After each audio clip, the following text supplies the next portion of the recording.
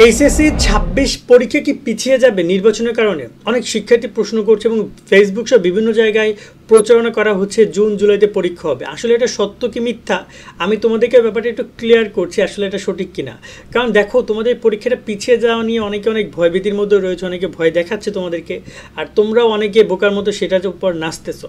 আসলে কি শিক্ষা মন্ত্রণালয় কী চাচ্ছে, এবং তোমরা অবশ্যই একটা ট্রানজিশন পিরিয়ডে আসো, সরকার পরিবর্তন হবে, এখন তোমাদের বেলায় যে কোনো কিছু ঘটতে পারে। সেটা কী কী ঘটতে পারে সেটা আমি তোমাদেরকে একটু পূর্ব অভিজ্ঞতা থেকে ক্লিয়ার করছি। দেখো, 2024-এ যখন সরকার মানে আওয়ামী লীগ সরকার পতন হয়ে নতুন অন্তর্বর্তীকালীন সরকার হইলো, তখন ওদেরকে কী দিয়ে দিল জানো? অটোপাস দিয়ে দিল, সাবজেক্ট ম্যাপিংয়ের মাধ্যমে রেজাল্ট দিয়ে দিল। আন্দোলন করলে ওরা পরীক্ষা আর নিল না। আবার তোমাদের বেলায় দেখা যায় যে নতুন শিক্ষামন্ত্রী আসবে, অনেক কিছু হইতে পারে।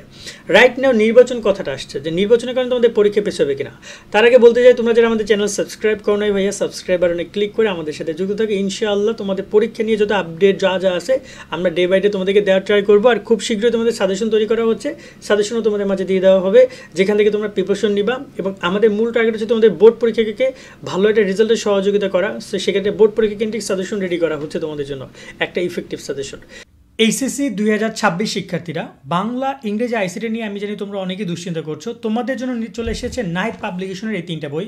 সে Bangla A+, Bangla first paper, second paper সব কিছু তোমরা পাবা এখান থেকে হুবহু তোমাদের পরীক্ষায় কমন পড়বে। তার সাথে রয়েছে ইংরেজি A+, এখানে ইংরেজি ফার্স্ট পেপার, সেকেন্ড পেপার তুমি সব পেয়ে যাবে, অনুবাদ সহ, লেখার নিয়ম থেকে শুরু করে সিন আনসিন। তার সাথে পেয়ে যাচ্ছ তুমি আইসিটি ম্যাজিক। আইসিটির জন্য দারুণ তার সাথে প্রত্যেকটা বই একটা বিশেষত বিষয় রয়েছে, প্রত্যেকটা একটা ইউটিউব ক্লাসগুলো তুমি কিওয়ার্ড করে স্ক্যান করলে পেয়ে যাবা।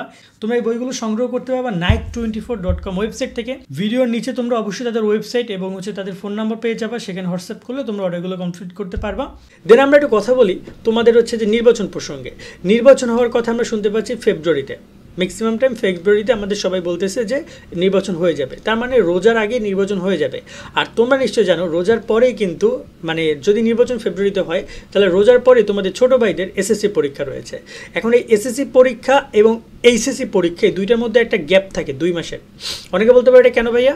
কারণ যে শিক্ষক বা যে শিক্ষা মন্ত্রণালয় বা যে শিক্ষা বোর্ড তোমাদের পরীক্ষা নিবে, তোমাদের সেই শিক্ষা বোর্ড বা তারাই আবার কিন্তু এসএসসি পরীক্ষা নিবে।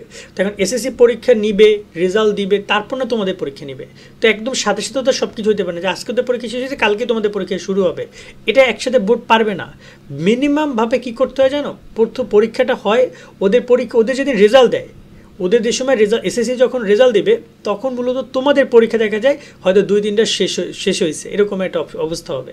আমরা প্রতি বছর এটাই দেখি রিপিটেডভাবে, কারণ এসএসসি এবং এইচএসসির মধ্যে 2 মাসের একটা গ্যাপ আমরা দেখতে পাই, 2 মাস থেকে 1.5 মাসের একটা গ্যাপ দেখতে পাই। এখন এখানে ওদের পরীক্ষা হওয়ার কথা আছে এপ্রিলে, তো এপ্রিলে যদি পরীক্ষা হয় তাহলে এপ্রিল ধরো পুরোটাই গেল, আর মার্চ মাস গেল। কারণ জানুয়ারি ফেব্রুয়ারি মার্চ এপ্রিলের পরে হচ্ছে মে মাস, তো এপ্রিল মাস পুরোটা ওদের পরীক্ষায় লাগবে, আবার মে মাসও থাকবে ওদের পরীক্ষা। তার মানে হচ্ছে মে মাসে যদি পরীক্ষা থাকে ওভারঅল রেজাল্ট দিবে মে এবং জুন শেষে, মানে জুনে তারা রেজাল্ট দিতে পারে এপ্রিল যদি পরীক্ষা হয়।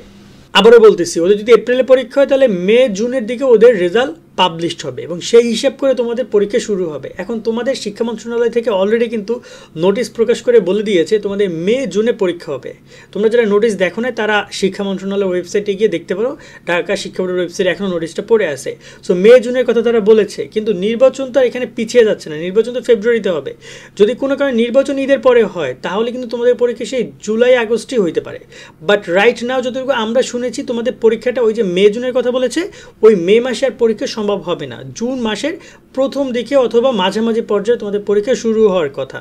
মানে মে মাসে পরীক্ষা নেওয়া সম্ভব না কোনোভাবেই, কারণ একটা বোর্ডের ওই এসএসসি পরীক্ষা শেষ করে কিছুদিন তাদের টাইম লাগবে, এবং এসএসসি পরীক্ষা শেষই হবে মেতে।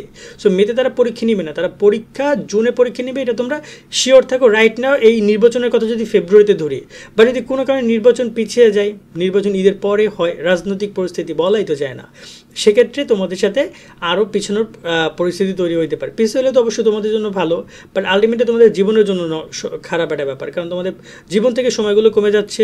যত দ্রুত তোমরা যত দেরিতে তোমরা লাইফে ইউনিভার্সিটিতে যাবে, তত দেরিতে তোমরা তোমাদের কর্মজীবনে পড়বা, তত দেরিতে তোমরা হচ্ছে যে তোমাদের ভবিষ্যৎ শুরু হবে। সেক্ষেত্রে যত দ্রুত না স্বাভাবিকভাবে পরীক্ষা হোক, এটাই আমরা চাই। আরেকটা ব্যাপার হচ্ছে যে সরকার যদি পরিবর্তন হয় তার কী প্রভাব পড়তে পারে। রাইট নাও যদি বলি শিক্ষা ব্যবস্থার উপর সবচেয়ে বেশি সরকার পরিবর্তনের আসলে প্রবাস, তারা মানে সবার আগে শিক্ষার সংস্কার করি। ভাই আপনি শিক্ষার সংস্কার না করে আপনি দুর্নীতি সংস্কার করেন, আপনি শিক্ষার সংস্কার না করে আপনি শিক্ষকদের বেতন সংস্কার করেন, আপনি শিক্ষাকে সংস্কার না করে আপনি স্কুল কলেজ মেরামত করেন। সবাই আসে পরীক্ষা ব্যবস্থা সংস্কার করতে। দেখুন এই অন্তর্বর্তীকালীন সরকার তারা এসে পরীক্ষারে এলোমেলো করে দিয়েছে, পরীক্ষা ব্যবস্থা সংস্কার করেছে। তারা বলেছে ভালো হয়েছে, এখন অনেকে বলতেছে ভালো হয়েছে, অনেকে বলতেছে খারাপ হয়েছে। বাই দ্য ওয়ে আমার কথা যে পরীক্ষা একটা শিক্ষা ব্যবস্থা সংস্কার আসলে উচিত হবে না। আগে শুরুটা করা উচিত শিক্ষকদের মাধ্যমে, স্কুলে অবকাঠামোর মাধ্যমে, দেন বইয়ের মাধ্যমে, ক্লাসের মাধ্যমে, দেন সবার শেষে এসে পরীক্ষা, তারপর রেজাল্ট। আর সরাসরি এসে যে আপনি পরীক্ষার রেজাল্টে হাত দেন, আসলে এটা কোনোভাবেই কাম্য নয়। তো আশা করি বুঝতে পারছি যে সরকার যে কোনো কিছু করতে পারে তোমাদের সাথে, বাট ইন ফিউচারে কী হবে সেটা আগে বলে থেকে লাভ নেই। পড়াশোনা সুন্দর মতো করো, তোমার পরিশ্রম এগুলো কোনো বিষয় না, পরিশ্রমের মাধ্যমে সব কিছু চেঞ্জ করা সম্ভব। সকলে অনেক অনেক ভালো থাকবা, আল্লাহ হাফেজ।